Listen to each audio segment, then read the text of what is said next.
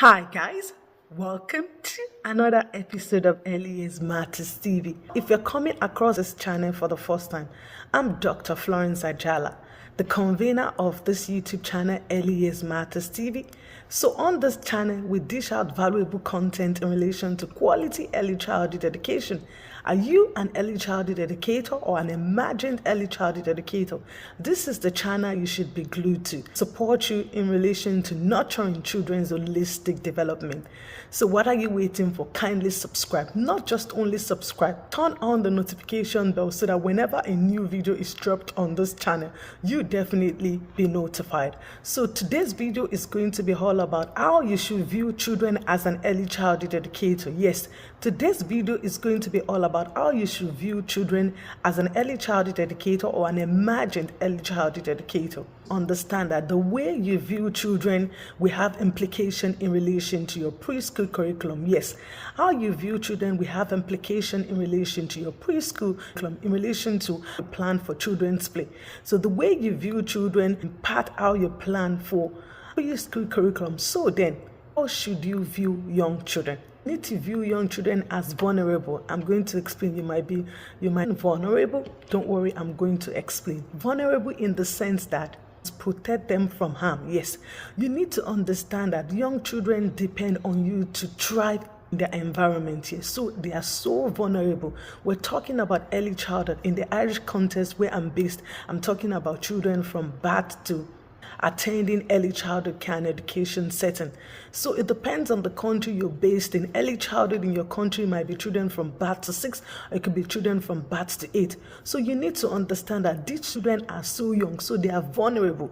They need you to protect them. They need you to ensure that the environment is safe for them to thrive. Need to ensure their safety. So one of the ways you should view children is that they are vulnerable. So when you view them that they are vulnerable, then you'll be able to protect them, then you'll be able to speak for them. So you need to understand that young children depend on you. You might be that voice for them, you might be an advocate for them. So when you view them as being vulnerable, you'll be able to speak for them, you'll be able to advocate for them. So one of the ways you should view young children is you need to view them that they are vulnerable, that you have to protect them, you have to ensure that their safety. This would have implication for your preschool curriculum. You also want to ensure that the environment is conducive, the environment is safe for the children. For instance, if you're working with babies, so you need to understand that their babies are vulnerable. Anything they pick up from them, anything into their mouth, they're never going to know.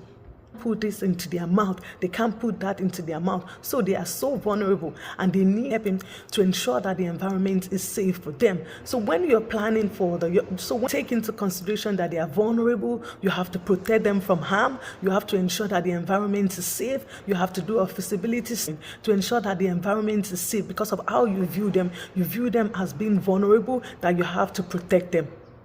Another way you should also view young children is that they are active participants. Yes, they are active participants. They want to explore. So the implication for your curriculum is you have to give them the opportunity to explore, to try out things. They won't be limited. So when you view them that they are active, they are energetic, this will have implication for your preschool curriculum. When you plan for play, you give them the opportunity to explore, to try out things in the environment. They won't be limited. Sometimes this is where safety comes in as well. Oh no, you can't go outside. You can't climb the slide because it's not safe for you. But when you do a risk assessment, you definitely know, oh, the slide is safe. I have to put a mention in place. I have to put children can use the slide. So this also link with in relation to viewing them as vulnerable as well. So when you view them as vulnerable, for instance, when they're active, so you take into consideration that they are so vulnerable as well. They're active participants. They want to explore. They want to try out things. So they won't be limited. So you have to ensure that the environment is conducive and safe for the children to be active participants. Young children as intelligent. Yes, they are very intelligent. Research has proven that with a lot of skills. So when they are born with a lot of skills, they need you to bring out the skills in them. For instance, somebody's saying, if you're saying that, oh, you're a great singer, you can sing, and you're not practicing how to sing, you just wake up and you find out that you're not well again. The same thing with young children as well. They are born with a lot of skills, but you need to activate these skills in them. You need to bring out the skills in them. For instance, children are born, they are born with a lot. When they expel the skills in them, this is why you have to get to know the children. Through observations, you observe the children, you'll be able to find out a lot of skills that they have and ensure that they use these skills. So one of the ways you should view young children, view them as being that they are to view children as curious, they want to know. That's why, for instance, they ask the question of why. You tell a child, put on your coat, why? Tie your shoelaces, why? Button your coat, put on your scarf, why? Put on your gloves, why? They're wired in such a way that they always want to ask that question of why in quote. Why do I have to put on my coat? Why do I have this? Why do I have to do this? Why do I have to do that? Because they are curious, they want to know. Of not silencing them.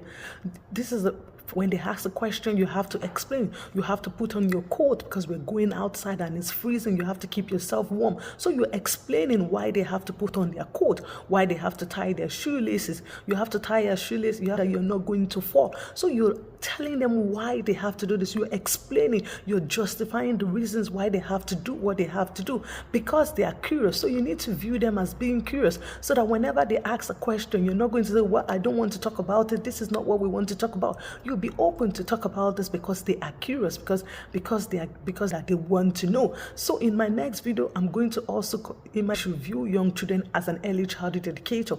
If you found this video helpful, kindly not just only share to other educators as well, that they share beneficial to them. And until I come your way next time, stay safe and mind yourselves for now. Bye.